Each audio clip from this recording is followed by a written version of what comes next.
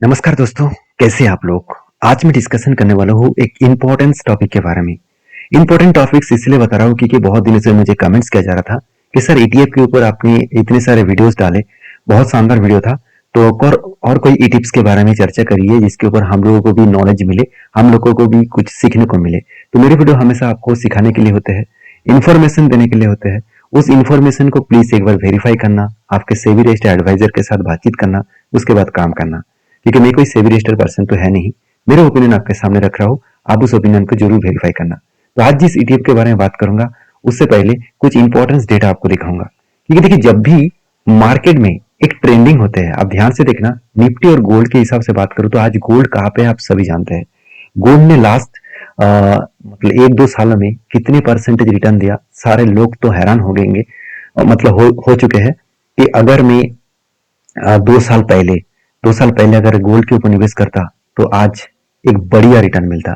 उस जगह पे निफ्टी ने कुछ रिटर्न दिया ही नहीं है लास्ट 2 इयर्स में। तो क्या गोल्ड तो इतना बड़ा लंबा जर्नी कर चुके हैं, क्या ईटीएफ का मतलब अभी क्या मतलब इक्विटी का मार्केट है, क्या अभी इक्विटी बूम होने वाला है? देखिए, हिस्ट्री देखा जाए तो गोल्ड के साथ ईटीएफ निफ्टी का, तो गोल्ड ने लास्ट 20 सालों में एवरेज रिटर्न दिया, सीएजीआर के हिसाब से रिटर्न दिया। सीएजीआर का मतलब है हर साल की एवरेज की रिटर्न, तो करीबन करीबन 12%। और उसमें निफ्टी ने कितना दिया? 12.5%, 12.72%। उसी जगह पे लास्ट 10 ईयर्स में निफ्टी और गोल्ड के हिसाब से देखो तो गोल्ड दिया 8.5%, और जहां पे निफ्टी दिया 12.5%। तो ओवरऑल निफ्टी के अगर फिगर आउट देखा जाए लास्ट 20 ईयर्स, लास्ट 10 ईयर्स, तो 12% के ऊपर, 12 12.5% के ऊपर रिटर्न दे रहा है। उसी जगह पे अगर मैं निफ्टी को लास्ट 5 ईयर्स में देखूं तो 13.5% रिटर्न दिया, जहां पे गोल्ड ने जस्ट 16.21% का रिटर्न दिया। तो यहाँ पे आप देखेंगे तो कितना बड़ा डिफरेंस है, कितना बड़ा डिफरेंस है। अगर इस डिफरेंस को कैलकुलेट किया जाए तो गोल्ड ने धमाका परफॉर्मेंस किया, और ये डेटा मनी कंट्रोल साइट के ऊपर मुझे मिला, जो मैं आपके साथ शेयर कर रहा हूँ। अभी देखिए, तो 2024 का डेटा है। अगर 2025 के हिसाब से देखूं तो गोल्ड का फिगर आउट बहुत ज्यादा बढ़ चुके हैं, 20% से भी ज्यादा गोल्ड ने रिटर्न दिया, जहां पे निफ्टी ने लास्ट 2 ईयर्स में कुछ रिटर्न ही नहीं दिया, एकदम ना के बराबर रिटर्न दिया। तो क्या गोल्ड और निफ्टी के डिफरेंस कितना होते हैं? जब गोल्ड भागता है क्या निफ्टी भी भागता है? ऐसे बिल्कुल बिल्कुल नहीं। जब इक्विटी मार्केट मतलब एक फ्लैट मोमेंटम में है, नेगेटिव में है, तो सोचना उस टाइम गोल्ड मार्केट बहुत तेजी से भागेगा। मतलब गोल्ड मतलब कमोडिटी मार्केट बहुत तेजी से ग्रोथ करेगा। तो गोल्ड का तो जर्नी हो चुके हैं, अभी मुझे लगता है कि इक्विटी की बारी है। तो अगर डेटा पॉइंट ऑफ बेसिस से बात करूं तो एक डेटा है, जिस डेटा में देखेंगे जब निफ्टी के एवरेज रिटर्न 5.65% था, उस टाइम गोल्ड का एवरेज रिटर्न 25.39% था। मतलब एवरेज रिटर्न और मिनिमम मैक्सिमम देखिए 19% और मैक्सिमम 29%, जहां पे इक्विटी में मिनिमम माइनस और मैक्सिमम 10। उसी जगह पे अगर मैं गोल्ड की खराब सिचुएशन देखो तो 7.2% रिटर्न दिया, उस टाइम गोल्ड इक्विटी ने 25% रिटर्न दिया। इसका मतलब गोल्ड जब बढ़ते हैं उस टाइम इक्विटी में खराब परफॉर्मेंस देखने को मिलता है। जब गोल्ड बहुत ज्यादा बढ़ जाते हैं उसके बाद इक्विटी के जर्नी स्टार्ट होते हैं। इतनी बात इसीलिए मैं बता रहा हूँ क्योंकि मैं हमेशा इक्विटी के ऊपर जब काम करता हूँ, जब मार्केट में कमोडिटी मार्केट का बूम हो चुके हैं, तब इक्विटी के ऊपर मैं ज्यादा काम करता हूँ। तो इस टाइम में जिस कंपनी के ऊपर, जिस ईटीएफ के ऊपर काम कर रहा हूँ, उस ईटीएफ का नाम है, आप देख सकते हैं, H D F C Nifty small cap ETF. तो निफ्टी स्मॉल कैप ईटीएफ 250, जो एच डी एफ सी की तरफ से इस ईटीएफ को प्रोवाइड किया गया है। तो ये क्या है? Nifty small cap 250। देखिए, तीन कैटेगरी आप इन्वेस्टमेंट होते हैं, एक लार्ज कैप कैटेगरी, एक मिड कैप, एक स्मॉल कैप। तो स्मॉल कैप बहुत ज्यादा रिक्सी होते हैं, ये बात तो सही है, मगर रिक्स को अगर हम लोग मिनिमम रिक्स लेकर काम करें, जहाँ पे एक अच्छा खासा ग्रोथ ऑफ रिटर्न्स देखने को मिलता है, ऐसी बात मैं क्यों बता रहा हूँ, चलो मैं एक बार आपको कैलकुलेट करके भी दिखा देता हूँ। लास्ट में अगर इस कंपनी का 6 मंथ डेटा देखो तो कुछ खास परफॉर्मेंस हुआ नहीं, फिर भी कंपनी ने करीबन करीबन 10% ग्रोथ दिखाया। तो लास्ट 6 मंथ में भी जहां पे निफ्टी ने कुछ खास परफॉर्मेंस नहीं किया, उसमें भी 10% ग्रोथ दिखा। उसके बाद अगर मैं एक साल की डेटा देखूं तो एक साल में करीबन 4.5% लॉसेस में है। तो उसके बाद 3 साल की डेटा देखूं तो 86% का ग्रोथ दिया। उसके बाद 5 साल में देखूं तो 86%, ऑल टाइम देखूं तो 86%। तो चलो, क्या सचमुच 86% ही रिटर्न देते हैं? बिल्कुल नहीं। अगर फंड के एवरेज रिटर्न देखो तो 26% के आसपास है, जहां पे बाकी इस फील्ड में, इस कैटेगरीज में 26%। तो ओवरऑल बात करूं तो स्मॉल कैप फंड में यही होता है। अगर आपको लोअर साइड देखो तो आपको बहुत बड़ा, जब मार्केट में झटका लगता है तो बहुत बड़ा लॉसेस देखने को मिलता है। अगर मैं पॉजिटिव साइड देखूं तो बहुत बड़ा धमाका देखने को मिलता है, करीबन 26, 27, 30% तक भी चला जाता है। तो ये कोई फिक्स होता नहीं है, ये बहुत ज्यादा वॉलेटिलिटी होता है, क्योंकि स्मॉल कैप इंडस्ट्रीज बहुत तेजी से वॉलेटिलिटी होते हैं।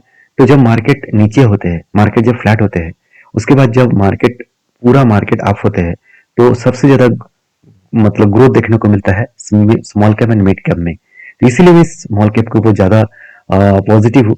अब देखिए, एसेट अंडर मैनेजमेंट, मतलब इस एचडीएफसी जो स्मॉल कैप 250 फंड है, वो 1400 से आसपास एक, मतलब यहाँ पे एसेट मैनेजमेंट कर रहा है 1400 करोड़ के आसपास, और इसका पी रेशियो 28 के आसपास है। तो मन में क्वेश्चन तो आएगा, 20 मतलब सर तो बहुत हाई है। बात तो सही है, फिर भी स्मॉल कैप इंडस्ट्रीज में 28 का पी रेशियो एक मेजर पी रेशियो माना जाता है। तो करीबन 252 टोटल नंबर ऑफ स्टॉक है। सबसे बड़ी बात है, यहाँ पे एक्सपेंस रेशियो 0.25 के आसपास है। मैं एक बार पी रेशियो, पीवी रेशियो बता देता हूँ, 3.35। तो एक्सपेंस रेशियो मतलब जब आप इस ईटीएफ को बेचेंगे तो आपको कितना चार्जेस देना पड़ेगा। तो आप कहेंगे सर ये तो बहुत चार्जेस है, 0.25 मतलब 100 रुपये में आपको 25 रुपीज देना, सॉरी 25 पैसा देना पड़ेगा। तो ये बात तो सही है, मगर इसी चीज को, इसी ईटीएफ को अगर कोई म्यूचुअल फंड के माध्यम से आप खुद के पोर्टफोलियो में रखेंगे तो वहां पे आपको ज्यादा चार्जेस देना पड़ेगा। साथ ही साथ आप एक साल के अंदर अगर उस म्यूचुअल फंड को बेचेंगे तो उसके ऊपर एक पेनल्टी भी आपको लगेगा। तो ईटीएफ के लिए यही सबसे प्लस पॉइंट होते हैं, आप खुद के इन्वेस्टमेंट खुद कर सकते हैं, आपको जब चाहे जब मन चाहे तब काम कर सकते हैं, जो म्यूचुअल फंड में नहीं होगा। तो इसीलिए इस तरीके से ईटीएफ के ऊपर मैं ज्यादा मतलब नहीं ज्यादा भरोसा करता हूँ। आपके भरोसा अलग हो सकते हैं।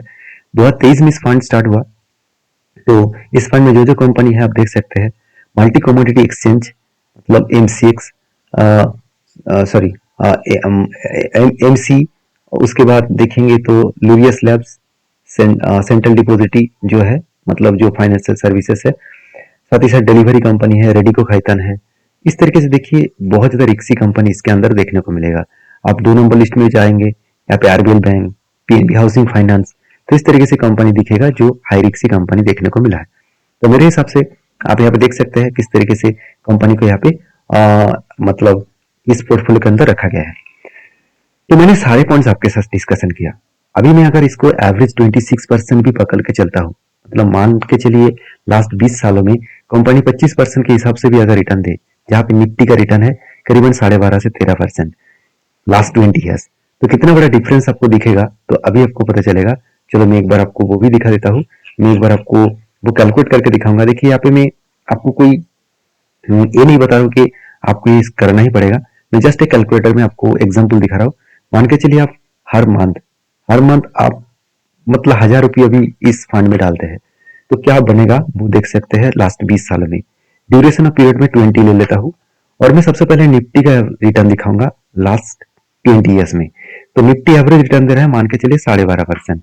उसके बाद एक्सपेंस रेशियो निफ्टी का कम होते हैं 0.02, तो बहुत कम एक्सपेंस रेशियो होते हैं। मानिए मैं ईटीएफ के बारे में बात कर रहा हूँ, अगर मैं 0.0 नहीं 0.04 के आसपास एक्सपेंस रेशियो होता है।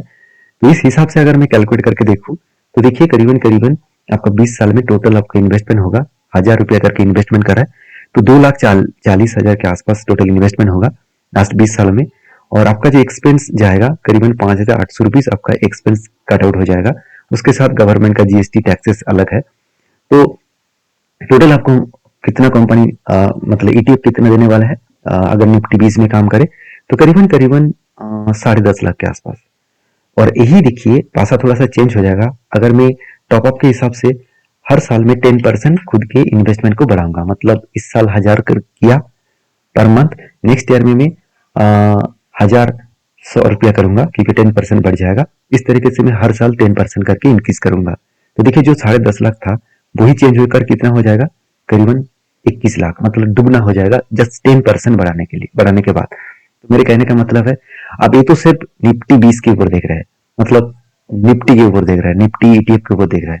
अभी मैं HDFC जो ETF फंड जिसके ऊपर एवरेज रिटर्न आप पकड़ सकते हैं 20 से लेकर 25%, मैं आपको बता दूं, अगर मैं यहाँ पे परसेंटेज 25 कर लेता हूँ, मैं 10% को छोड़ ही देता हूँ पहले, और एक्सपेंस रेशियो मैंने कितना बताया, चलो एक बार मैं वो भी आपको दिखा देता हूँ। एक्सपेंस रेशियो मैंने आपको बताया जो, तो वो कितना था, वो बेसिकली एक्सपेंस रेशियो जो कंपनी ने बताया, एक बार मैं देख लेता हूँ। हाँ, एक्सपेंसिव 2.25 था, तो 0.25 के हिसाब से मैं एक्सपेंस रेशियो ले लेता हूँ। यहाँ पे एक्सपेंस रेशियो ज्यादा है, कोई बात नहीं, रिटर्न भी तो ज्यादा मिलेगा ना। तो मैं एक बार कैलकुलेट करके देख लेता हूँ, सेम हजार रुपए करके निवेश करके। देखिए, आपको उस जगह पे करीबन 10,000 के आसपास टैक्स देना था, यहाँ पे करीबन 2.5 लाख आपको टैक्स देना पड़ेगा। तो इसको लेकर कोई चिंता करने की जरूरत नहीं है। आपको टोटल इन्वेस्टमेंट होगा 2,40,000। उस जगह पे आपको यहाँ पे कंपनी बता रहा है कि अप्रोक्सीमेटली आपको रिटर्न देने वाला है करीबन 65 लाख।